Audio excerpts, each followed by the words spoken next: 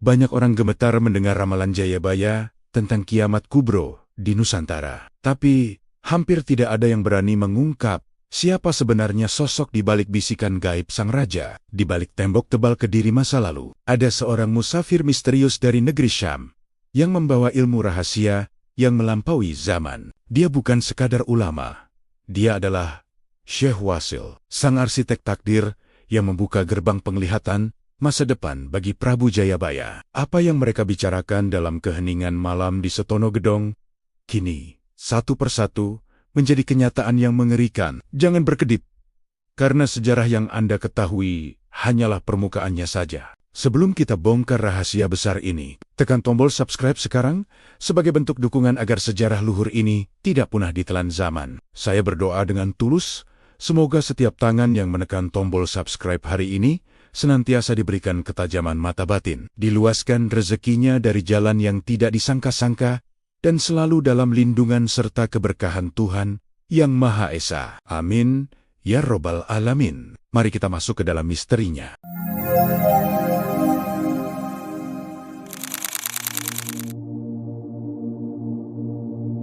Jauh sebelum peradaban modern menyentuh tanah ini, di saat hutan belantara, Jawa masih menyimpan rahasia para dewa dan entitas kuno yang tak tersentuh.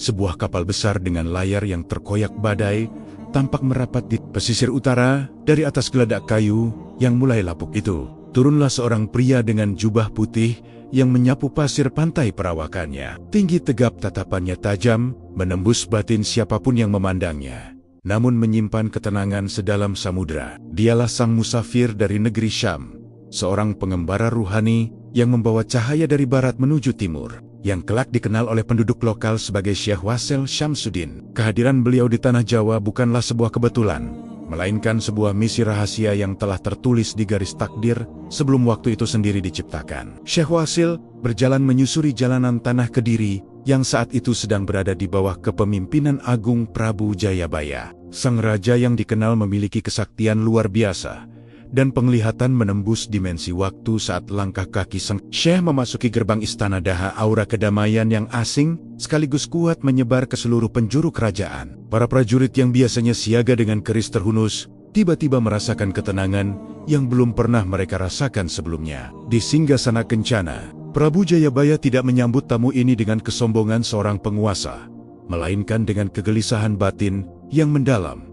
Sang raja tahu bahwa sosok yang berdiri di hadapannya bukanlah manusia biasa, melainkan jawaban atas segala mimpi buruk dan penglihatan gaib yang selama ini menghantui tidurnya tentang kehancuran Nusantara. Dialog pertama mereka terjadi di sebuah ruang rahasia yang hanya diterangi oleh nyala obor yang menari di tiup angin malam. Di sana, Syekh Wasil mulai membuka lembaran-lembaran ilmu yang dibawa dari negeri atas angin. Beliau tidak datang untuk mengganti tradisi, melainkan untuk melengkapi kearifan lokal dengan kedalaman spiritualitas yang melampaui logika manusia pada masa itu. Jayabaya yang selama ini terjebak dalam teka-teki masa depan mulai menemukan titik terang. Sang Syekh menjelaskan bahwa waktu bergerak dalam lingkaran yang teratur, dan setiap kemegahan pasti akan diikuti oleh keruntuhan moral yang luar biasa. Hubungan antara sang raja dan sang ulama ini dengan cepat berubah menjadi ikatan batin yang sangat kuat, di mana Jayabaya mulai menanggalkan jubah kebesarannya sejenak demi menjadi seorang murid yang haus akan rahasia ketuhanan. Namun, kedekatan yang tidak lazim ini mulai memicu api kecurigaan di dalam tembok istana. Para pendeta kuno dan penasihat mistis kerajaan mulai merasa posisi mereka terancam oleh kehadiran sang musafir berjubah putih ini. Mereka melihat Syekh Wasil bukan sebagai pembawa cahaya, melainkan sebagai ancaman bagi tatanan lama yang sudah mengakar ribuan tahun. Fitnah mulai ditebarkan di pasar-pasar dan lorong-lorong gelap kerajaan menyebut bahwa sang Syekh menggunakan sihir asing untuk menyihir pikiran sang raja agar tunduk pada kemauannya. Ketegangan ini perlahan, namun pasti mulai menciptakan retakan di dalam stabilitas Kediri. Sementara itu, di tengah tekanan politik yang memanas, Syekh Wasil tetap tenang dan justru mengajak Jayabaya untuk pergi ke tempat yang paling sunyi. Sebuah tempat yang sekarang kita kenal sebagai Setono Gedong. Di tempat itulah, di bawah naungan pohon-pohon besar dan keheningan malam, Syekh Wasil mulai membocorkan rahasia langit yang paling berbahaya. Beliau menjelaskan tentang datangnya zaman di mana bumi akan menyusut di mana manusia akan kehilangan rasa malu, dan di mana kebenaran akan tertutup oleh kepalsuan yang sangat nyata.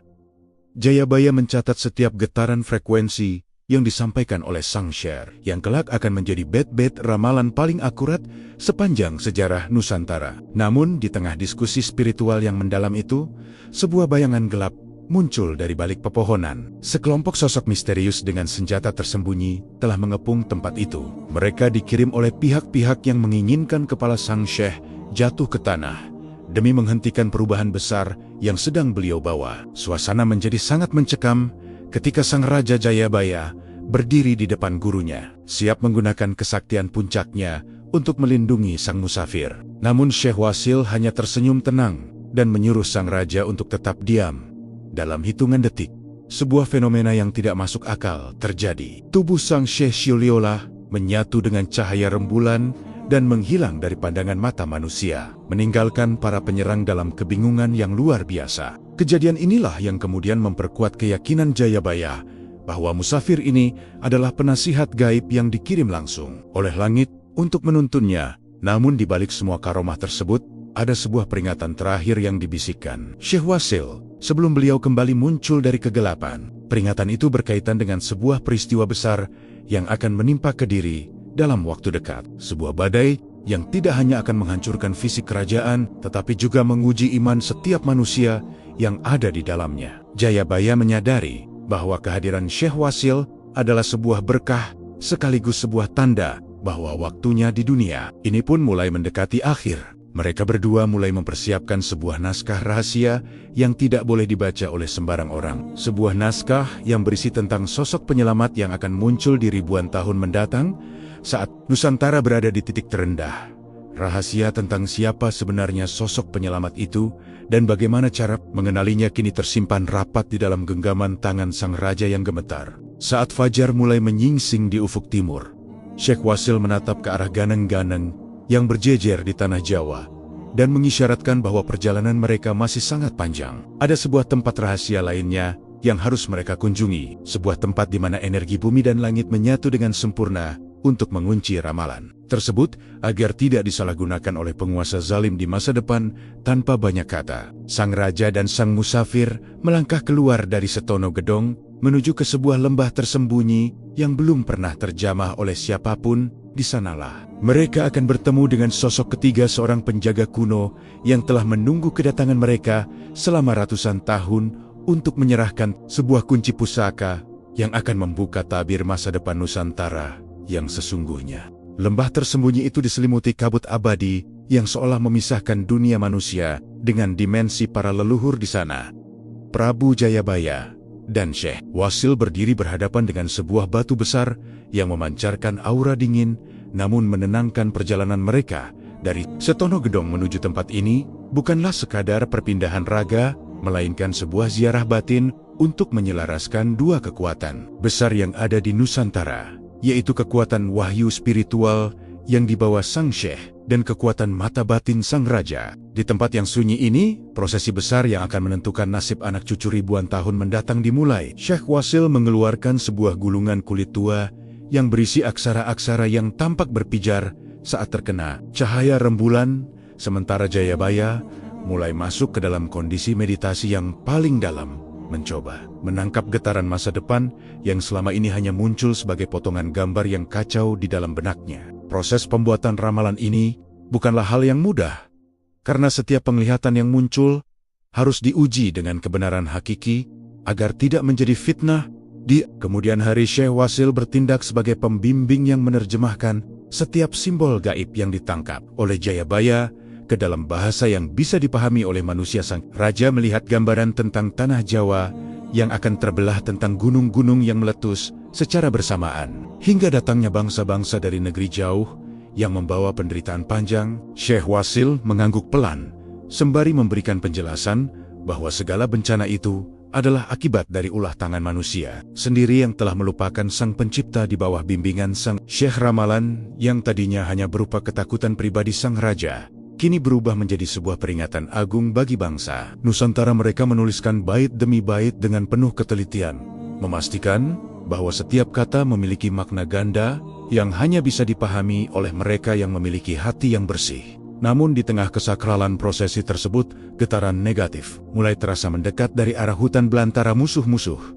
Baru mulai menampakkan diri mereka bukanlah prajurit biasa yang membawa tombak dan perisai, melainkan para pemuja kegelapan yang merasa bahwa cahaya yang dibawa oleh Syekh Wasil akan menghancurkan sumber kekuatan mereka. Kelompok ini dipimpin oleh seorang tokoh legendaris dari pesisir selatan yang dikenal dengan nama Ki Ageng Kala Gemet. Sosok yang telah bersekutu dengan entitas-entitas kuno untuk menjaga agar tanah Jawa tetap berada dalam cengkeraman ketakutan dan tumbal. Ki Ageng merasa bahwa jika ramalan Jayabaya dan ajaran Syekh Wasil bersatu, maka kekuasaan gelapnya atas pikiran rakyat akan sirna selamanya dengan membawa ratusan pengikut yang telah dirasuki. Energi hitam mereka merayap di antara pepohonan menunggu saat yang tepat untuk menghancurkan batu keramat tempat sang raja dan sang ulama berada. Suasana lembah yang tadinya tenang berubah menjadi mencekam ketika suara tawa melengking memecah keheningan malam. Ki Ageng Kala Gemet muncul dari balik kabut dengan mata yang menyala merah. Dia menantang Syekh Wasil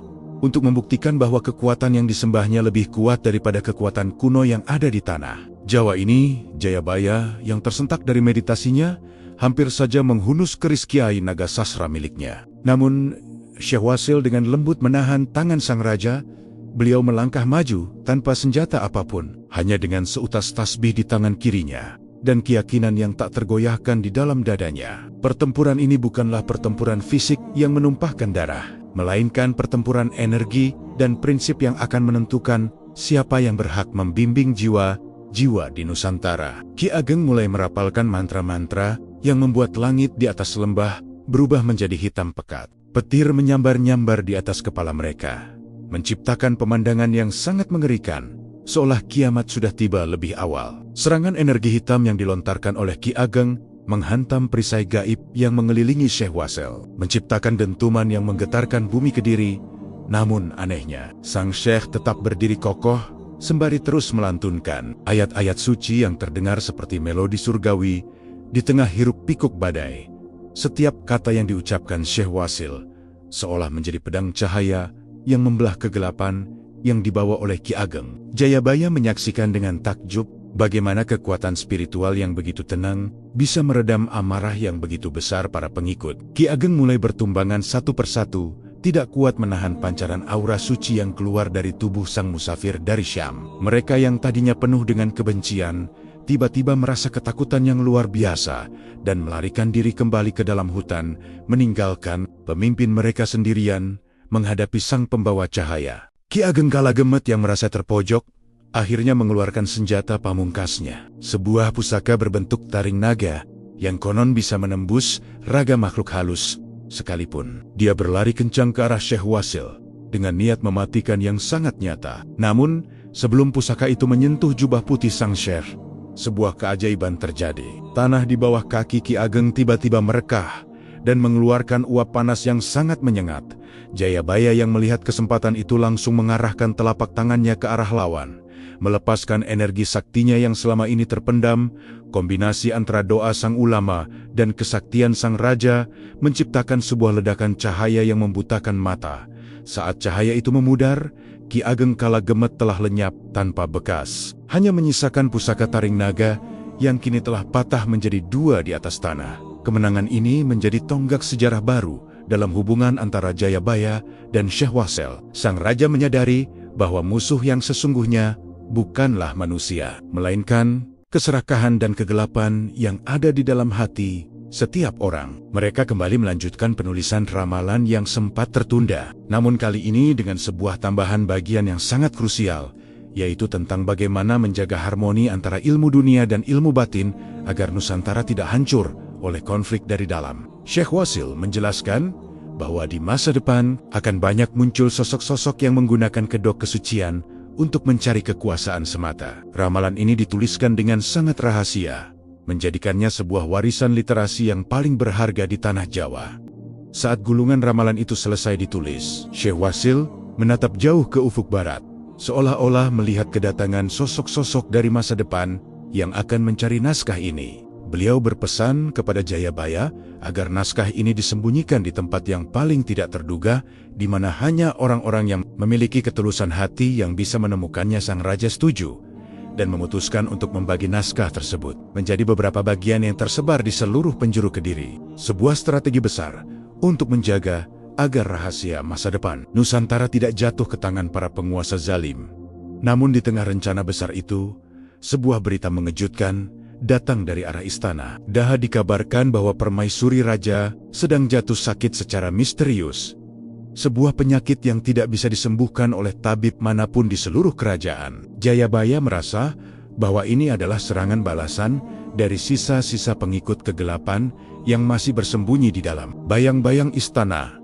Sang raja yang baru saja merasakan kedamaian, kini kembali diuji dengan kesedihan yang mendalam. Syekh Wasil melihat hal ini sebagai ujian terakhir bagi Jayabaya, sebelum sang raja benar-benar siap untuk menerima tugas yang lebih besar dari langit. Mereka bergegas kembali menuju istana, melewati rintangan-rintangan gaib yang sengaja dipasang di sepanjang jalan untuk menghambat langkah mereka di setiap langkahnya. Jayabaya mulai merenungkan, apakah dia sanggup memikul beban sebagai raja, sekaligus peramal masa depan di tengah badai ujian yang tak kunjung usai ini. Sebuah keputusan besar harus diambil.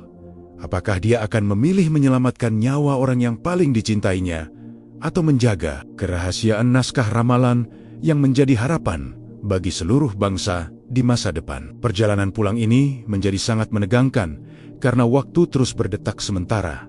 Energi kehidupan sang permaisuri dikabarkan semakin menipis di atas kuda kencananya. Jayabaya menatap Syekh Wasil yang tampak tenang meski dalam situasi yang sangat kritis. Sang Syekh membisikkan sebuah kalimat pendek yang membuat Jayabaya tersentak, bahwa kesembuhan tidak selalu datang dari obat-obatan, melainkan dari sebuah pengorbanan yang tulus dari sang pemilik takdir. Misteri tentang apa yang harus dikorbankan oleh Jayabaya demi menyelamatkan permaisurinya menjadi beban berat yang menyelimuti pikirannya sepanjang perjalanan. Sementara di kejauhan, menara istana Daha mulai terlihat di balik kabut. Namun ada yang aneh, menara itu tampak dikelilingi oleh ribuan burung gagak hitam yang berputar-putar, menandakan bahwa sebuah kutukan besar telah benar-benar menetap di jantung kerajaan Kediri. Sang raja kini menyadari bahwa musuh yang dia hadapi kali ini tidak akan bisa dikalahkan hanya dengan kekuatan pedang, melainkan dengan rahasia yang tersimpan di dalam kitab yang baru saja dia tulis bersama sang musafir. Suasana di dalam istana Daha terasa sangat mencekam saat Prabu Jayabaya dan Syekh Wasil melangkah melewati gerbang utama. Ribuan burung gagak yang tadinya berputar-putar di atas menara tiba-tiba terdiam dan hinggap di dahan-dahan pohon Kamboja yang mengelilingi keputren, seolah-olah mereka sedang mengawasi setiap gerak-gerik sang raja. Di dalam kamar permaisuri, bau harum bunga mawar bercampur dengan aroma dupa yang sangat menyengat.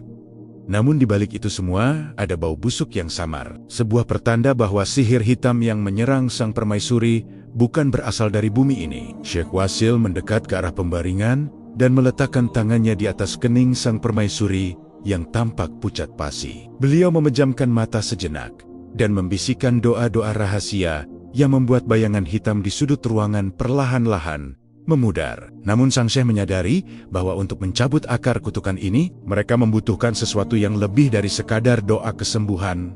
Mereka membutuhkan sebuah petunjuk yang tersimpan di dalam kitab yang sedang mereka susun. Inilah saat di mana kitab Musarar mulai menampakkan jati dirinya yang sesungguhnya sebagai pusat dari segala pengetahuan masa depan Nusantara. Syekh Wasil mengajak Jayabaya kembali ke ruang rahasia mereka untuk membedah lebih dalam bait-bait yang telah dituliskan. Kitab Musarar ini bukanlah sekadar ramalan tentang siapa yang akan menjadi raja atau kapan perang akan terjadi, melainkan sebuah peta ruhani yang menjelaskan bagaimana energi semesta bekerja dalam mengatur nasib sebuah bangsa. Syekh Wasil menjelaskan bahwa Musarar berarti rahasia yang tersimpan rapat, sebuah pengetahuan yang jika jatuh ke tangan orang yang salah bisa menghancurkan tatanan dunia. Di dalam kitab ini, mereka mulai merinci tentang konsep zaman yang dibagi menjadi 3 bagian besar, yaitu zaman Kaliswara, zaman Kali Yoga, dan zaman Kali Sangara.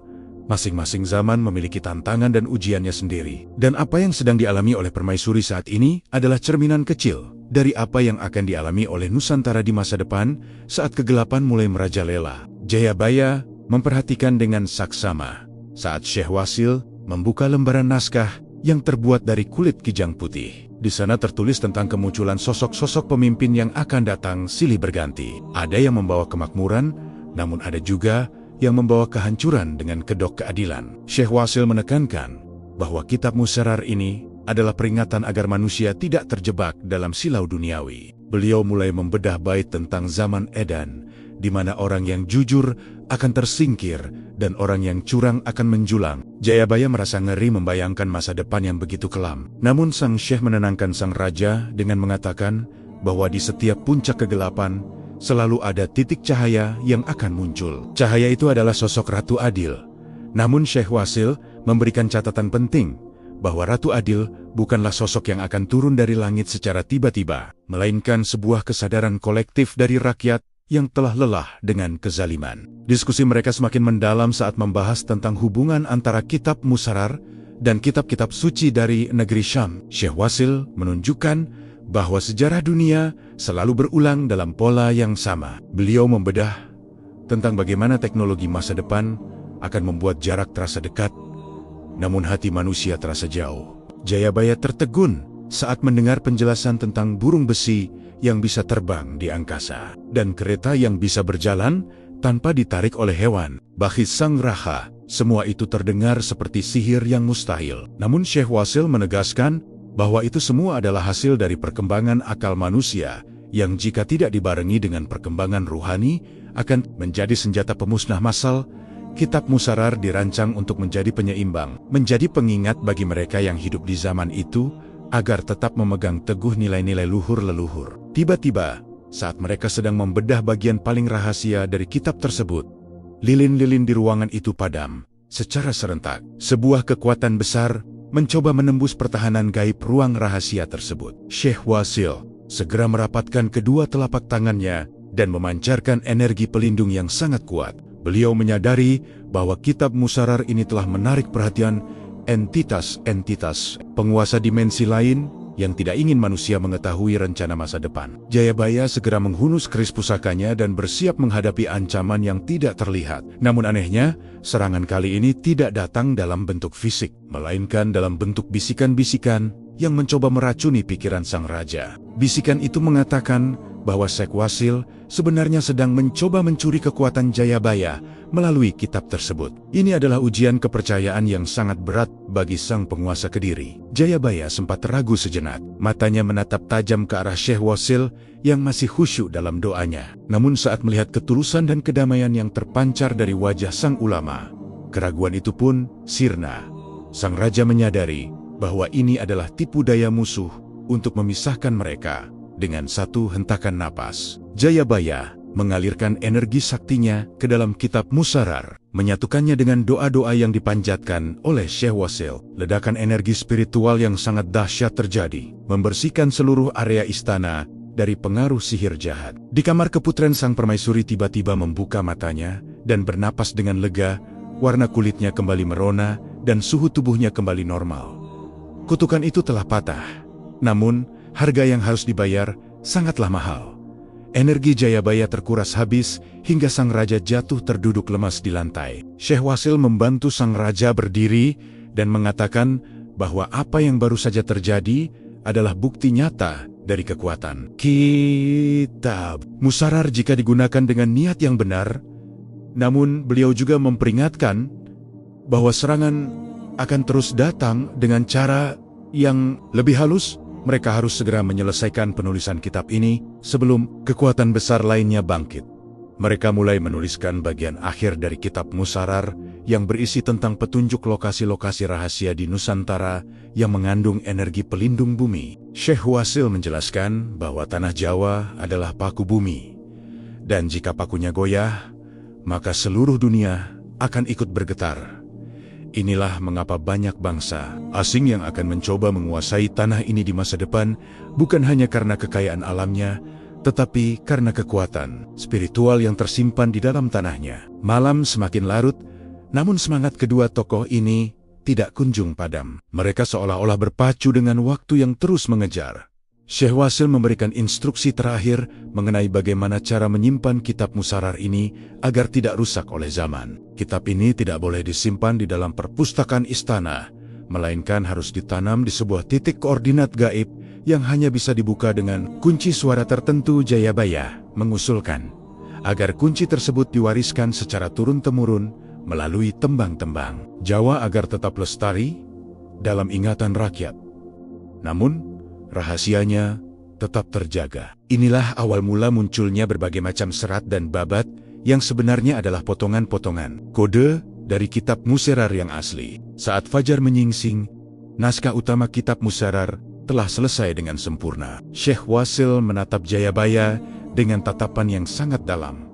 Seolah-olah beliau tahu bahwa tugasnya di Kediri sudah hampir usai. Beliau berpesan agar Jayabaya mulai mempersiapkan diri untuk masa transisi besar yang akan menimpa kerajaan ini, meskipun Kediri akan mencapai puncak kejayaannya. Namun ada saatnya di mana kerajaan ini harus runtuh demi tumbuhnya benih-benih baru yang lebih kuat. Jayabaya menerima kenyataan pahit itu dengan lapang dada, karena beliau tahu bahwa kematian sebuah kerajaan bukanlah akhir dari segalanya, melainkan sebuah siklus yang telah tertulis jelas di dalam kitab yang baru saja mereka selesaikan. Namun, di saat mereka hendak menyimpan kitab tersebut, seorang pengawal istana berlari masuk dengan wajah yang pucat pasi. Dia melaporkan bahwa di kaki Gunung Kelud telah muncul sebuah retakan besar yang mengeluarkan asap hitam pekat, dan dari dalam retakan itu terdengar suara geraman makhluk raksasa yang sangat mengerikan. Syekh Wasil dan Jayabaya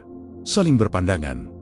Mereka menyadari bahwa hancurnya sihir hitam di istana telah memicu bangkitnya kekuatan purba yang selama ini tertidur di bawah perut bumi. Nampaknya kitab Musarar harus segera diuji keampuhannya untuk meredam kemarahan alam yang dipicu oleh campur tangan manusia jahat. Tantangan baru telah menanti di depan mata, dan kali ini taruhannya bukan hanya nyawa permaisuri, melainkan keselamatan seluruh rakyat Kediri. Setelah ancaman dari Gunung Kelud mulai mereda, berkat doa dan penyatuan batin antara sang ulama dan sang raja, kini saatnya bumi Kediri menyaksikan sebuah perubahan besar yang akan menjadi pusat spiritualitas Nusantara hingga berabad-abad kemudian.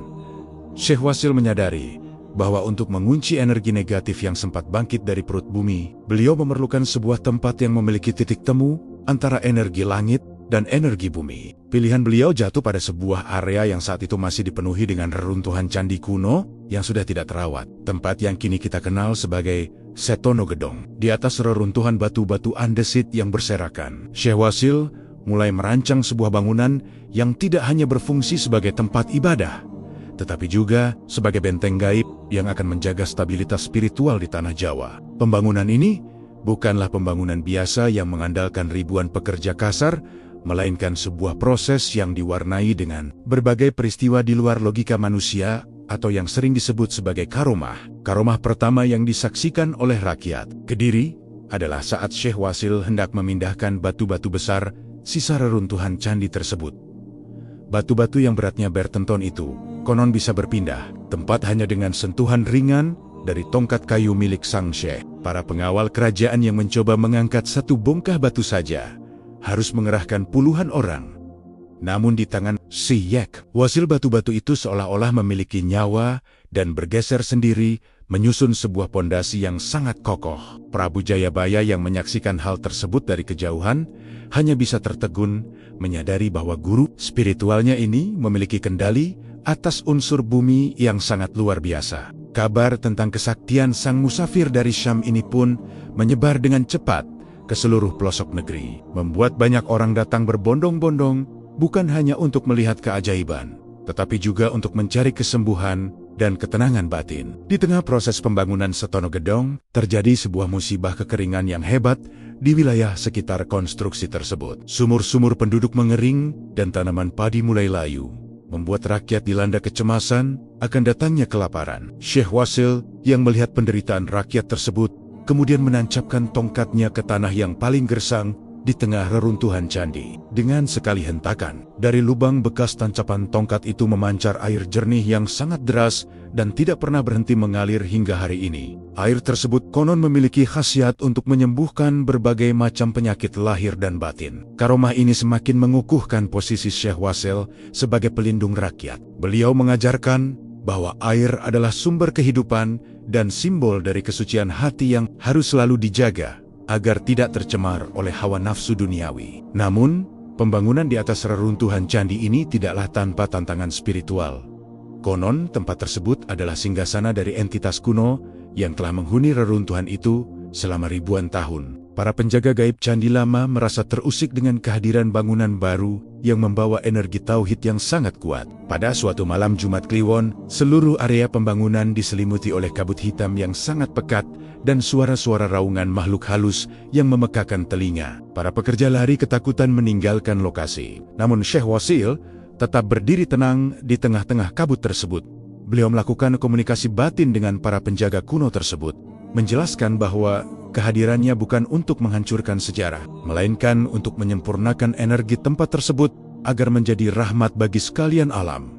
Terjadi sebuah negosiasi gaib yang sangat intens, di mana akhirnya para entitas kuno tersebut tunduk dan bersedia menjadi penjaga lapisan luar dari kompleks Setono Gedong. Inilah alasan mengapa jika kita berkunjung ke Setono Gedong saat ini, kita masih bisa melihat sisa-sisa arsitektur candi Hindu-Buddha yang bersatu padu dengan corak bangunan Islam. Syekh Wasil sengaja tidak menghancurkan seluruh sisa candi tersebut sebagai bentuk penghormatan terhadap leluhur tanah Jawa. Beliau mengajarkan konsep toleransi tingkat tinggi, di mana kebenaran yang baru tidak harus menghapus jejak sejarah yang lama. Setono Gedong menjadi simbol penyatuan dua peradaban besar, sebuah laboratorium spiritual di mana Jayabaya sering menghabiskan waktu berhari-hari untuk menyepi dan berkonsultasi mengenai tata kelola pemerintahan yang berdasarkan nilai-nilai ketuhanan di tempat ini pula. Naskah-naskah rahasia dari kitab Musarar disimpan di dalam sebuah ruang bawah tanah yang sangat rahasia, dijaga oleh segel gaib yang hanya bisa ditembus oleh keturunan yang memiliki darah murni dan niat yang tulus. Karomah lain yang sering diceritakan adalah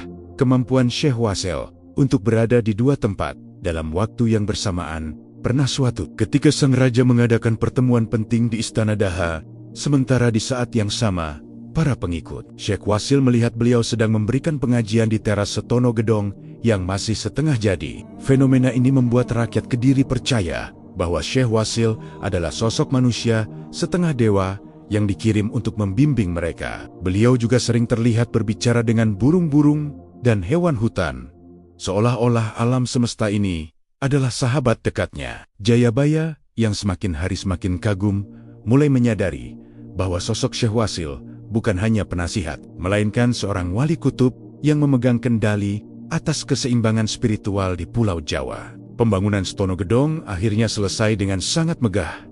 Meskipun bangunannya tampak sederhana dari luar, namun setiap jengkal tanahnya memancarkan energi yang membuat siapapun yang memasukinya akan merasakan ketenangan yang mendalam.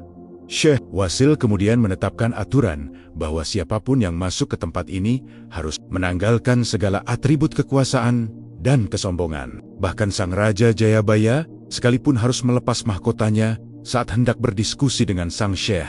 Disinilah mulai terbentuk tatanan masyarakat yang lebih egaliter, di mana ilmu dan ketakwaan lebih dihargai daripada kasta dan kekayaan pengaruh. Syekh Wasil mulai menggeser paradigma lama yang kaku, perlahan-lahan mempersiapkan mental rakyat Jawa untuk menyambut kedatangan era Wali Songo di masa yang akan datang. Namun, di balik ketenangan Setono Gedong yang baru saja berdiri, sebuah ancaman baru muncul dari negeri seberang lautan. Kabar tentang adanya seorang ulama sakti yang memiliki pengaruh besar atas Raja Jayabaya sampai ke telinga penguasa gelap di tanah seberang yang merasa kepentingan dagang dan politiknya terganggu. Mereka mengirimkan seorang pembunuh bayaran yang memiliki ilmu hitam tingkat tinggi untuk menyusup ke dalam kompleks Setono Gedong. Pembunuh ini mampu mengubah wujudnya menjadi hewan atau bahkan menjadi salah satu pengikut setia sang syekh.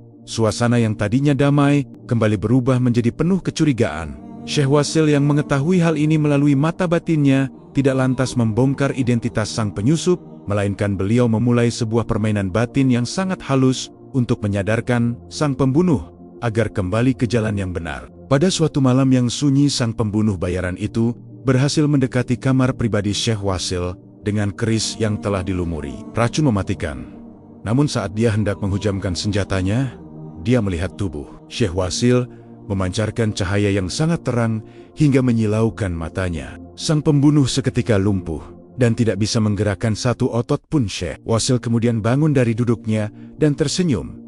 Beliau tidak menghukum orang tersebut, melainkan memberinya makan dan tempat berteduh. Karomah pengampunan inilah yang justru lebih mematikan bagi musuh-musuhnya daripada kekuatan fisik. Sang pembunuh bayaran itu akhirnya bertaubat dan menjadi salah satu pengikut paling setia yang menjaga gerbang Setono Gedong hingga akhir hayatnya.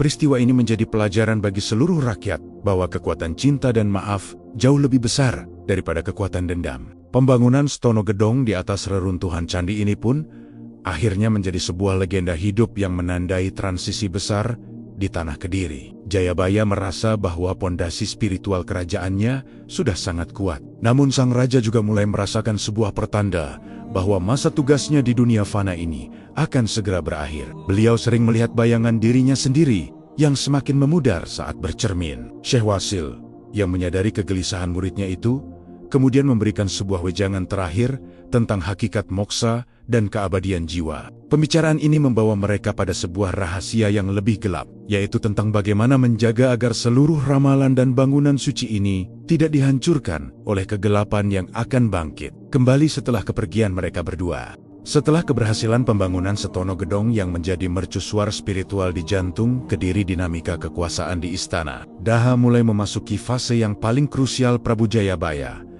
yang telah menyerap begitu banyak ilmu dari Syekh Wasil menyadari bahwa ancaman terhadap kedaulatan Nusantara bukan hanya datang dari serangan fisik bangsa asing, melainkan dari pembusukan moral di dalam birokrasi kerajaan itu sendiri. Disinilah peran Syekh Wasil berubah dari sekadar guru agama menjadi seorang penasihat gaib yang mengelola strategi politik tingkat tinggi. Beliau tidak menggunakan pedang untuk menyingkirkan para pengkhianat, melainkan menggunakan ketajaman batin untuk membaca niat tersembunyi di balik senyuman para pejabat istana. Syekh Wasil mulai mengajarkan kepada Jayabaya tentang konsep kepemimpinan yang adil dan beradab, di mana seorang raja harus bisa menjadi pengayom bagi seluruh rakyat tanpa memandang kasta atau golongan. Sebuah pemikiran yang sangat maju dan revolusioner untuk ukuran zaman itu. Strategi politik yang diterapkan oleh Syekh Wasil sangatlah halus, namun mematikan bagi musuh-musuh kerajaan. Beliau menyarankan Jayabaya untuk membentuk sebuah jaringan intelijen batin yang terdiri dari para santri dan resi yang setia, yang bertugas memantau pergerakan sisa-sisa kekuatan kegelapan di seluruh pelosok Kediri setiap malam Jumat. Syekh Wasil dan Jayabaya sering mengadakan pertemuan rahasia di atas menara tertinggi istana untuk memetakan kondisi sosial masyarakat melalui penglihatan jarak jauh atau yang dikenal dengan istilah terawangan. Dari atas menara itu, mereka bisa melihat desa mana yang sedang dilanda ketidakadilan atau wilayah mana yang sedang merencanakan pemberontakan. Dengan data spiritual inilah, Jayabaya bisa mengambil keputusan politik yang sangat akurat, sehingga rakyat merasa bahwa raja mereka benar-benar memiliki mata di mana-mana. Hal ini menciptakan stabilitas nasional yang luar biasa dan membuat Kediri menjadi kerajaan yang paling disegani di seluruh Dwipantara. Namun efektivitas strategi ini membuat para bangsawan yang terbiasa hidup dari hasil korupsi dan penindasan menjadi sangat gerah. Mereka mulai membentuk sebuah persekutuan gelap untuk menjatuhkan pengaruh Syekh Wasil. Mereka sadar bahwa selama sang musafir dari Syam itu masih berada di sisi raja, maka segala rencana jahat mereka akan selalu terbongkar sebelum sempat dijalankan. Para bangsawan ini kemudian menyewa seorang ahli sihir dari negeri utara yang memiliki kemampuan untuk memanipulasi mimpi manusia. Rencana mereka adalah meracuni pikiran Jayabaya melalui alam bawah sadarnya agar sang raja mulai meragukan kesetiaan Syekh Wasil.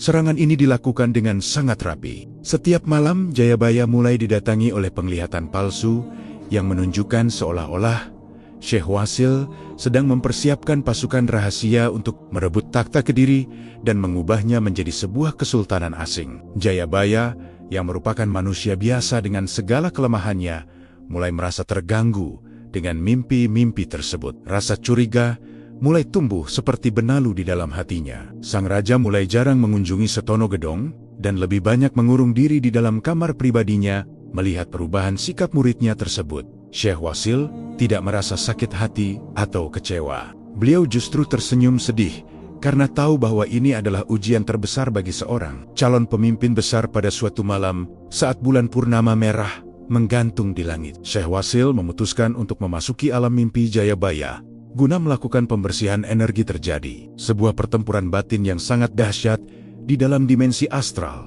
di mana Syekh Wasil harus berhadapan dengan proyeksi iblis yang menyerupai dirinya sendiri yang sedang menghasut Jayabaya dengan kekuatan cahaya tauhid. Syekh Wasil menghancurkan ilusi tersebut dan menyadarkan sang raja dari pengaruh sihir manipulasi mimpi. Keesokan harinya, Jayabaya terbangun dengan keringat dingin yang membasahi seluruh tubuhnya. Beliau segera menyadari betapa berbahayanya musuh yang sedang mereka hadapi saat ini. Sang raja langsung bersujud memohon maaf kepada Syekh Wasil di teras Setono Gedong di hadapan para pengikutnya. Jayabaya menyatakan bahwa siapapun yang mencoba memisahkan dirinya dengan sang penasihat gaib, maka orang tersebut akan berhadapan langsung dengan murka kerajaan. Momentum ini digunakan Syekh Wasil untuk mengajarkan tentang pentingnya menjaga kemurnian hati dari sifat suudzon atau buruk sangka.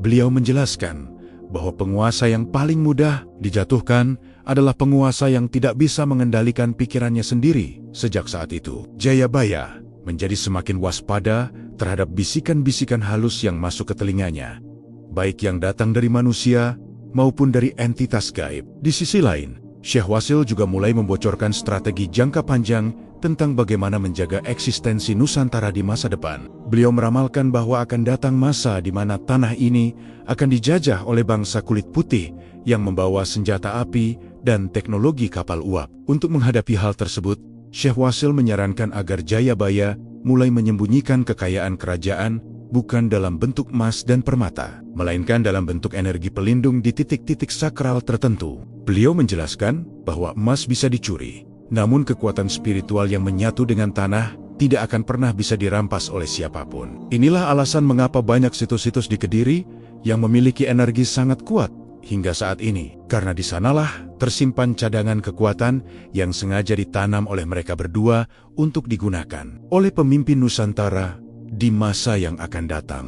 Intrik politik istana pun memuncak saat para bangsawan pengkhianat itu nekat melakukan upaya pembunuhan fisik secara terbuka terhadap Syekh Wasil saat beliau sedang melakukan perjalanan menuju makam para leluhur. Mereka menyergap rombongan kecil sang Syekh dengan ratusan pemanah tersembunyi di balik bukit. Ribuan anak panah dilepaskan secara bersamaan ke arah kereta kuda yang membawa sang ulama. Namun, apa yang terjadi sangatlah ajaib. Anak-anak panah itu tiba-tiba berhenti di udara, seolah-olah menabrak dinding yang tak terlihat, dan kemudian jatuh ke tanah menjadi butiran-butiran bunga melati yang sangat harum. Para penyerang yang melihat kejadian itu langsung gemetar ketakutan dan menjatuhkan senjata mereka. Syekh Wasil keluar dari kereta dengan wajah yang sangat tenang. Beliau mendatangi satu persatu para penyerang tersebut dan menyentuh kepala mereka dengan lembut. Seketika itu juga seluruh kebencian di hati para penyerang lenyap dan berganti dengan penyesalan yang mendalam. Kabar kegagalan pembunuhan ini membuat para bangsawan pengkhianat di istana panik luar biasa. Mereka sadar bahwa tidak ada satupun kekuatan di dunia ini yang bisa menyentuh Syekh Wasil selama beliau masih dalam lindungan langit. Jayabaya yang akhirnya mengetahui dalang di balik penyerangan tersebut ingin segera menghukum mati seluruh keluarga bangsawan tersebut. Namun sekali lagi, Syekh Wasil mencegahnya. Beliau menyarankan agar para pengkhianat itu tidak dibunuh, melainkan diasingkan ke wilayah pinggiran untuk membuka lahan pertanian dan menebus dosa mereka dengan melayani rakyat. Kebijakan yang penuh dengan kasih sayang ini membuat rakyat semakin mencintai pasangan raja dan ulama ini. Stabilitas politik Kediri pun mencapai titik yang paling sempurna, di mana hukum ditegakkan dengan tegas, namun tetap memiliki ruang untuk pengampunan bagi mereka yang mau bertaubat. Di akhir masa keemasan ini, Syekh Wasil memberikan sebuah peta rahasia kepada Jayabaya. Peta tersebut tidak menunjukkan lokasi harta karun, melainkan menunjukkan silsilah para pemimpin masa depan yang memiliki garis keturunan spiritual dengan mereka berdua. Syekh Wasil menjelaskan bahwa meskipun kerajaan Kediri mungkin akan lenyap dari peta sejarah, namun semangat dan jiwanya akan terus hidup dalam tubuh para pejuang Nusantara. Di setiap zaman beliau berpesan agar Jayabaya mulai mempersiapkan proses moksa atau menghilang secara gaib agar kehadirannya tetap bisa dirasakan oleh rakyat tanpa harus terikat oleh keterbatasan fisik manusia. Sang raja menerima tugas berat tersebut dengan penuh keyakinan, menyadari bahwa perjalanan mereka bukan hanya untuk saat ini, melainkan untuk keabadian bangsa. Namun di tengah persiapan spiritual menuju moksa tersebut, sebuah fenomena alam yang sangat aneh terjadi. Langit di atas Kediri berubah menjadi warna ungu kemerahan selama 7 hari 7 malam, dan suara gemuruh air laut selatan terdengar hingga ke pusat kota. Syekh Wasil menyadari bahwa gerbang dimensi lain telah mulai terbuka, dan ada sesuatu yang sangat besar yang sedang memanggil Jayabaya untuk segera meninggalkan takhta duniawinya. Apakah Jayabaya sudah benar-benar siap meninggalkan kerajaan yang telah dibangunnya dengan susah payah, dan apa yang akan terjadi dengan Syekh Wasil jika sang raja benar-benar menghilang dari muka bumi? Misteri ini semakin menebal, seiring dengan langkah kaki mereka yang semakin sering terlihat menuju ke arah pemakaman Setono Gedong di saat tengah malam tanpa dikawal oleh siapapun. Memasuki lapisan misteri yang paling membingungkan para sejarawan dan ahli nasab di Nusantara, kita akan menggali jati diri sebenarnya dari sang penasihat raja tersebut. Selama berabad-abad, nama Syekh Wasil selalu berkelindan dengan sebutan Pangeran Murio, sebuah gelar yang memicu perdebatan panjang.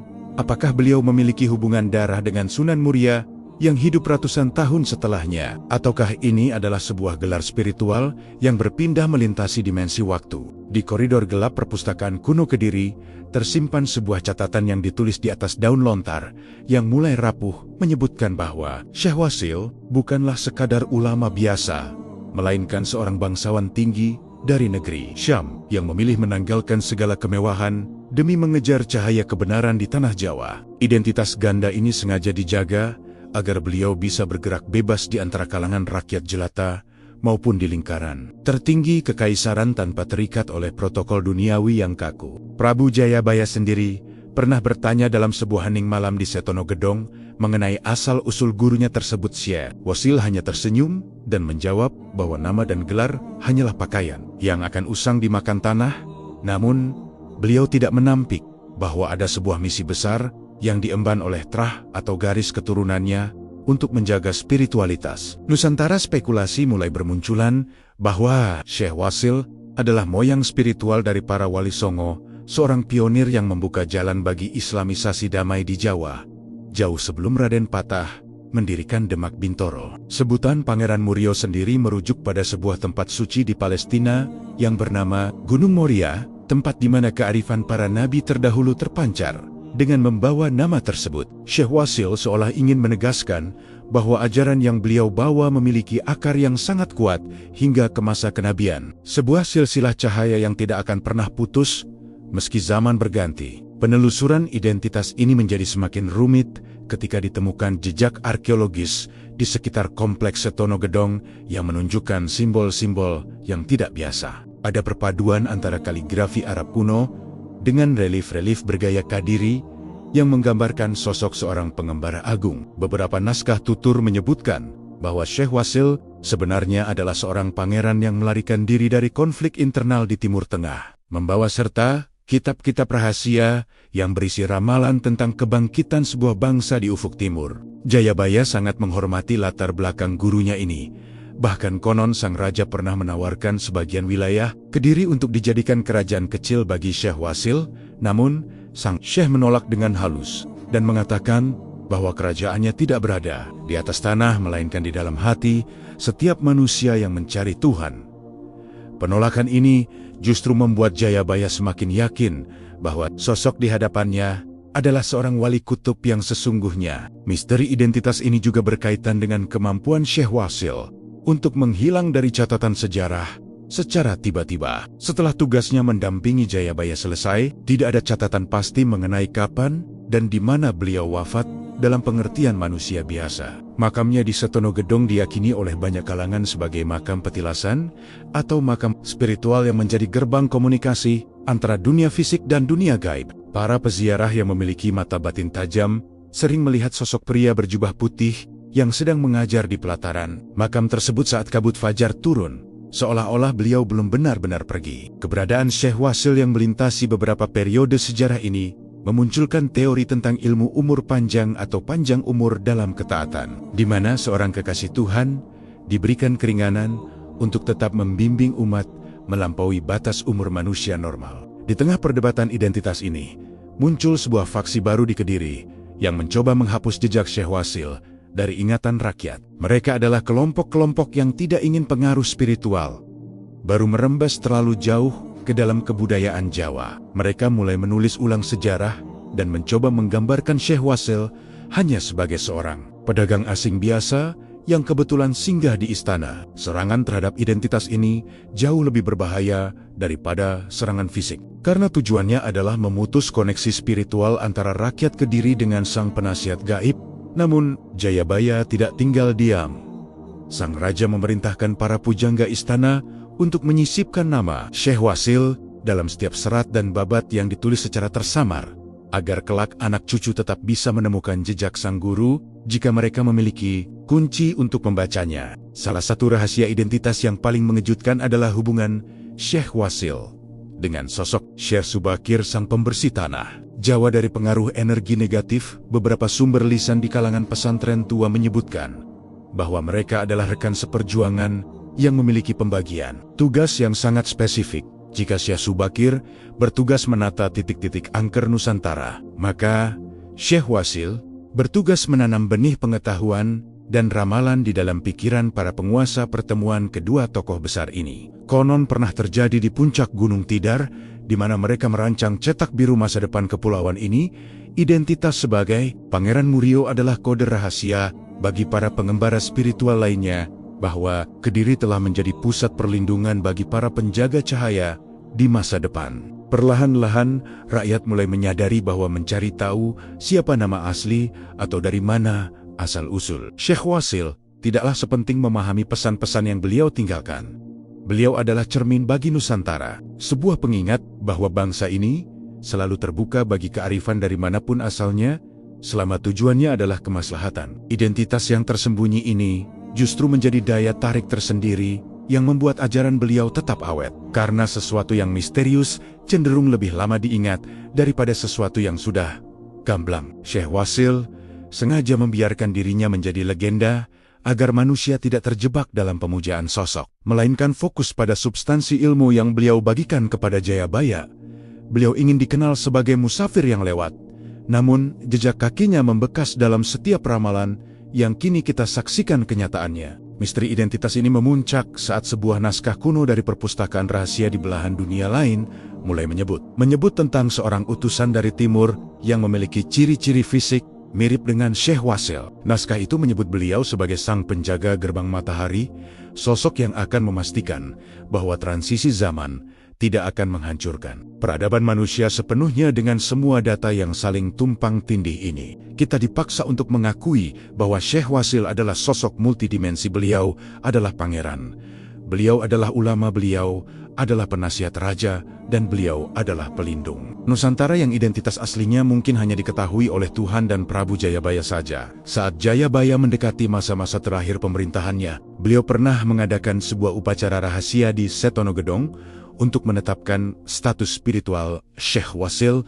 secara permanen. Dalam upacara yang hanya dihadiri oleh segelintir orang kepercayaan itu, Jayabaya memberikan sebuah pusaka yang melambangkan penyatuan antara bumi Jawa dan cahaya dari barat. Sejak saat itu, identitas Syekh Wasil secara resmi melebur menjadi bagian dari jiwa Kediri. Beliau bukan lagi orang asing.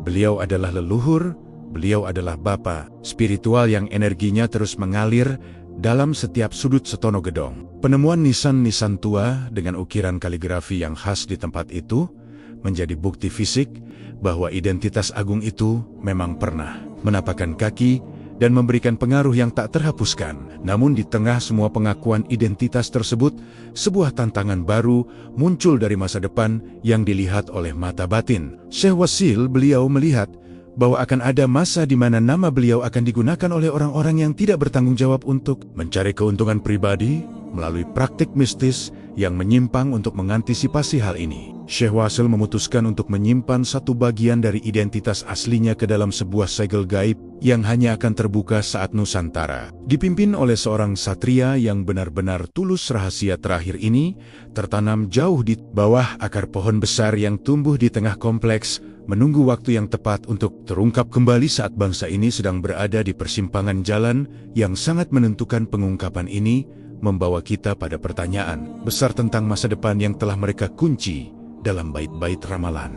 Bayangan masa depan kini mulai menyatu dengan realitas yang kita pijak, di mana bait-bait yang ditulis oleh Syekh Wasil dan Prabu Jayabaya ribuan tahun lalu bukan lagi sekadar dongeng pengantar tidur, melainkan peringatan yang bergetar hebat.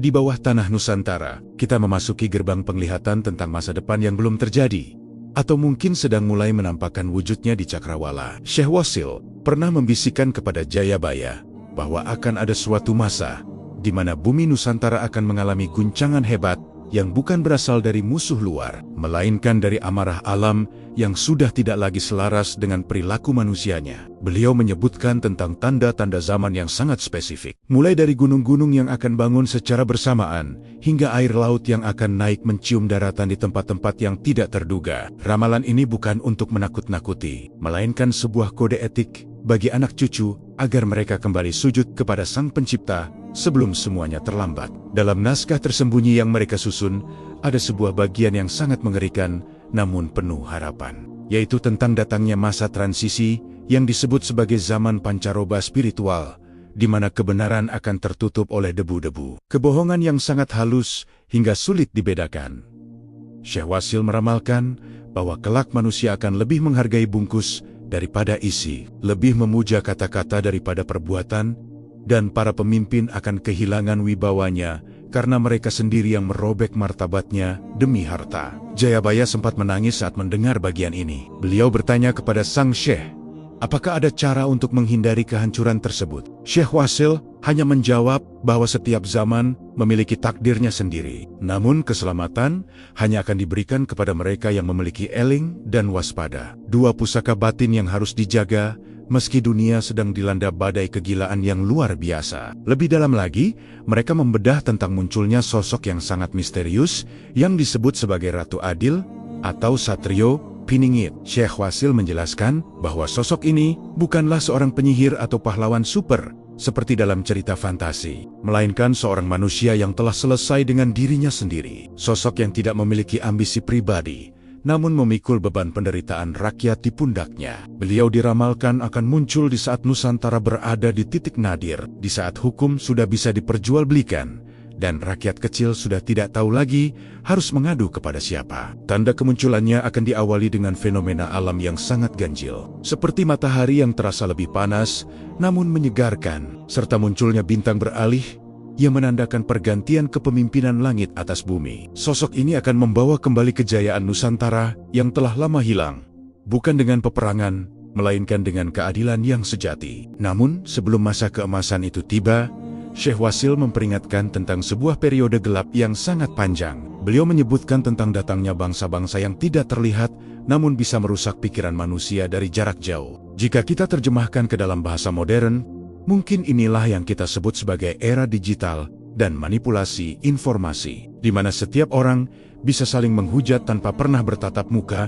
dan kebencian disebarkan secepat kilat melalui udara. Syekh Wasil menggambarkan masa ini sebagai masa di mana setan-setan tidak lagi bersembunyi di hutan belantara, melainkan bersarang di dalam kotak-kotak bercahaya yang dipegang oleh setiap manusia. Inilah ujian terberat bagi iman dan akal sehat. Siapa yang bisa bertahan dari godaan kotak cahaya tersebut, dialah yang akan selamat menuju era baru yang lebih terang. Jayabaya juga menanyakan tentang nasib Pulau Jawa di masa depan. Syekh Wasil terdiam sejenak sebelum menjelaskan bahwa Pulau Jawa akan mengalami penyusutan spiritual. Kekuatan-kekuatan gaib yang selama ini menjaga keseimbangan akan mulai menarik diri satu persatu karena merasa tidak lagi dihargai oleh penghuninya. Candi-candi dan tempat suci akan menjadi sekadar objek wisata tanpa ruh dan doa. Doa akan kehilangan kekuatannya karena hanya diucapkan oleh bibir tanpa melibatkan hati. Beliau meramalkan akan terjadi pergeseran pusat energi dari daratan menuju ke lautan di mana kekayaan sejati Nusantara yang selama ini terpendam di dasar samudera akan mulai muncul ke permukaan. Hal ini menandakan bahwa bangsa ini harus kembali mencintai lautnya jika ingin menjadi penguasa dunia seperti di zaman kedaulatan Majapahit dan Kediri dahulu kala. Salah satu ramalan yang paling mendebarkan adalah tentang sebuah peristiwa yang disebut sebagai Goro-Goro Besar. Sebuah kekacauan massal yang akan membersihkan orang-orang zalim dari muka bumi secara alami. Syekh Wasil menyebutkan bahwa alam akan melakukan seleksi mandiri, di mana orang yang jahat akan saling memangsa satu sama lain hingga habis. Sementara orang-orang baik akan dilindungi oleh cahaya yang tidak terlihat. Peristiwa ini diramalkan akan terjadi dalam waktu yang sangat singkat. Namun dampaknya akan terasa hingga 7 turunan. Setelah Goro-Goro ini selesai, Nusantara akan memasuki fase yang disebut sebagai zaman keemasan kedua, di mana tidak ada lagi orang lapar di pinggir jalan dan keadilan tegak lurus tanpa pandang bulu. Inilah janji langit yang dikunci oleh Syekh Wasil dan Jayabaya dalam kitab Musarar yang asli. Ramalan ini juga menyentuh tentang peran pemuda-pemuda Nusantara di masa depan. Syekh Wasil melihat bahwa akan muncul sekumpulan anak muda yang tidak lagi terikat oleh sekat-sekat suku dan agama. Mereka adalah para satria ilmu pengetahuan yang memiliki kecerdasan luar biasa, namun tetap menjunjung tinggi adab leluhur. Mereka inilah yang akan membangun kembali peradaban Nusantara dengan teknologi yang selaras dengan alam, bukan teknologi yang merusak. Mereka akan menemukan kembali rahasia-rahasia kuno yang selama ini dianggap mitos, seperti pengobatan tanpa obat kimia dan energi tanpa bahan bakar fosil. Kemunculan para pemuda ini akan menjadi ancaman bagi kekuatan gelap dunia yang selama ini mengontrol ekonomi dan politik internasional. Saat mereka berdua sedang menuliskan ramalan-ramalan ini, Prabu Jayabaya merasakan getaran yang sangat kuat di bawah singgasananya. Seolah-olah bumi sedang memberikan konfirmasi atas apa yang sedang dibicarakan. Syekh Wasil kemudian memberikan sebuah kunci terakhir, yaitu tentang pentingnya menjaga situs Setono Gedong sebagai pusat navigasi spiritual. Beliau berpesan agar tempat tersebut jangan sampai jatuh ke tangan orang-orang yang memiliki niat jahat, karena dari situlah doa-doa pelindung Nusantara dipancarkan setiap malam. Jika lampu spiritual di Setono Gedong padam, maka pertahanan Nusantara akan goyah. Itulah mengapa hingga saat ini tempat tersebut selalu dijaga oleh para abdi dalam gaib dan nyata yang memiliki dedikasi tanpa batas. Menjelang akhir percakapan mereka tentang masa depan, Syekh Wasil menunjukkan sebuah penglihatan tentang Nusantara yang akan menjadi pemimpin dunia dalam hal kedamaian. Bangsa-bangsa lain yang sedang dilanda konflik akan datang ke tanah ini untuk belajar tentang arti, toleransi dan kebahagiaan sejati. Nusantara akan menjadi lumbung pangan dan lumbung spiritual bagi dunia yang sedang sekarat. Namun perjalanan menuju ke sana tidaklah mudah. Kita harus melewati lubang jarum penderitaan terlebih dahulu untuk memurnikan jiwa bangsa. Jayabaya menerima semua penglihatan itu dengan tenang. Beliau tahu bahwa tugasnya sebagai raja adalah meletakkan pondasi, sementara tugas kita sebagai penerus adalah menjaga agar bangunan tersebut tidak roboh diterjang badai zaman. Narasi tentang masa depan ini ditutup dengan sebuah peringatan terakhir dari Syekh Wasil, bahwa ramalan bukanlah sesuatu yang harus ditunggu dengan pasif, melainkan sebuah panduan untuk bertindak. Beliau mengatakan bahwa takdir bisa diubah jika manusia secara kolektif mau mengubah apa yang ada di dalam diri mereka sendiri. Jika kita ingin melihat Ratu Adil muncul, maka kita harus menghadirkan sifat adil di dalam rumah tangga dan lingkungan kita terlebih dahulu. Pengungkapan rahasia masa depan ini menyisakan sebuah tanda tanya besar tentang bagaimana akhir dari perjalanan Syekh Wasil dan Jayabaya sendiri. Apakah mereka benar-benar menghilang? Ataukah mereka masih ada di sekitar kita, menunggu waktu yang tepat untuk menampakkan diri kembali saat Nusantara benar-benar membutuhkannya? Inilah puncak dari segala rahasia yang telah kita telusuri, sebuah muara di mana seluruh aliran sejarah, spiritualitas, dan ramalan bertemu dalam satu titik. Keabadian yang menjaga detak jantung Nusantara hingga detik ini. Kita sampai pada bagian penutup yang agung, sebuah warisan abadi dari pertemuan dua jiwa besar di tanah Kediri, Syekh Wasil dan Prabu Jayabaya. Saat matahari mulai condong ke ufuk barat, di hari yang telah ditentukan oleh langit, suasana di Setono Gedong berubah menjadi sangat tenang. Tidak ada hembusan angin, bahkan daun pohon kemuning pun tidak bergerak. seolah-olah alam semesta sedang menahan napas, menyaksikan prosesi perpisahan fisik antara sang raja dan sang guru. Jayabaya yang telah menyelesaikan seluruh tugas duniawinya, kini berdiri di samping Syekh Wasil. Mereka berdua menatap ke arah hamparan tanah Kediri yang hijau, royo-royo, sebuah tanah yang telah mereka sirami dengan doa dan air mata pengorbanan demi masa depan anak cucu. Warisan pertama yang ditinggalkan oleh mereka bukanlah tumpukan emas atau permata, melainkan sebuah pondasi kerukunan yang sangat kuat. Syekh Wasil mengajarkan bahwa perbedaan keyakinan bukanlah penghalang untuk membangun sebuah peradaban yang besar. Di Setono Gedong, beliau meninggalkan jejak arsitektur yang memadukan simbol-simbol lama dan baru, sebagai bukti bahwa Islam masuk ke tanah Jawa dengan cara yang sangat lembut, seperti air yang meresap ke dalam tanah tanpa merusak akarnya. Jayabaya sangat memahami pesan ini, sehingga beliau mewariskan ajaran tentang toleransi yang kelak menjadi cikal bakal Bhinneka Tunggal Ika. Inilah alasan mengapa hingga hari ini Kediri tetap dikenal sebagai kota yang memiliki kedalaman spiritual yang sangat tinggi. Sebuah kota yang menjadi tempat rujukan bagi siapa saja yang ingin mencari keseimbangan antara kemajuan materi dan ketenangan ruhani. Fenomena yang paling menarik perhatian masyarakat modern adalah tradisi ziarah para tokoh besar bangsa ke kompleks Setono Gedong. Konon, hampir seluruh pemimpin besar di negeri ini, mulai dari era kemerdekaan hingga saat ini, selalu menyempatkan diri untuk datang dan bersujud di tempat ini sebelum mereka mengambil keputusan besar bagi nasib bangsa. Mereka tidak datang untuk memuja makam, melainkan untuk menyerap energi kewibawaan dan kearifan yang ditinggalkan oleh Syekh Wasil. Ada sebuah kepercayaan yang mengakar kuat bahwa siapa saja yang mendapatkan restu spiritual dari sang penasihat gaib ini, maka langkah politiknya akan menjadi mantap dan penuh keberkahan. Setono Gedong bukan lagi sekadar situs arkeologi, melainkan sebuah navigasi gaib yang menentukan arah masa depan Nusantara di saat-saat kritis. Syekh Wasil, sebelum beliau menghilang dari pandangan manusia, meninggalkan sebuah pesan pamungkas yang sangat menyentuh hati.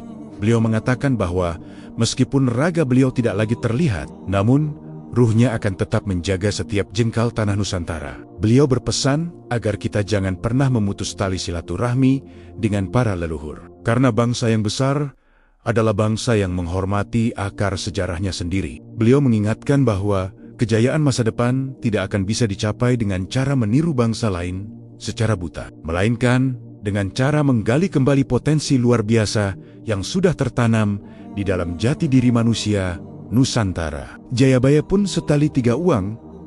Beliau menyatakan bahwa meskipun beliau akan moksa atau menghilang secara fisik, namun suaranya akan tetap terdengar dalam setiap detak jantung rakyat yang merindukan keadilan. Proses moksa Prabu Jayabaya dan menghilangnya Syekh Wasil adalah sebuah misteri yang paling indah dalam sejarah Jawa. Dikisahkan bahwa di sebuah malam yang sangat sunyi, mereka berdua berjalan menuju ke arah titik nol Kediri. Di sana mereka saling memberikan penghormatan terakhir sebagai sepasang sahabat dan guru murid yang telah mengubah sejarah. Tubuh Prabu Jayabaya perlahan-lahan memudar menjadi cahaya keemasan yang kemudian melesat ke langit. Sementara Syekh Wasil melangkah masuk ke dalam kegelapan lorong Setono Gedong dan tidak pernah keluar lagi. Mereka tidak mati dalam pengertian biologis, melainkan mereka berpindah dimensi untuk terus mengawasi jalannya roda zaman. Tempat di mana mereka terakhir terlihat kini menjadi tempat yang sangat sakral, di mana banyak orang melaporkan sering mencium bau harum surgawi